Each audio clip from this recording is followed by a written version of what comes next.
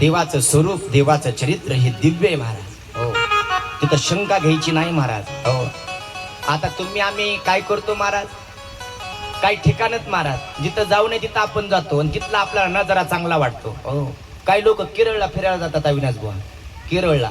काय त्या केरळला, हो, लग्न झालं की केरळ, गोवा, हो, अशा ठिकाणी लोक जातात आणि म्हणतात काय सुंदर त्या ठिकाणी हे होतं म्हणतात, निसर्गरम्य वातावरण.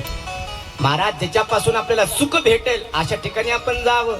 हो, तीर्थक्षेत्राच्या ठिकाणी जावं, देवाचं दर्शन घ्यावं. हो, कारण तो भगवान परमात्मा दिसायला कसा सुंदर आहे. हो, त्याला बघितल्यानंतर समाधान वाटेल. हो, त्याचं नाम सुद्धा सुंदर आहे.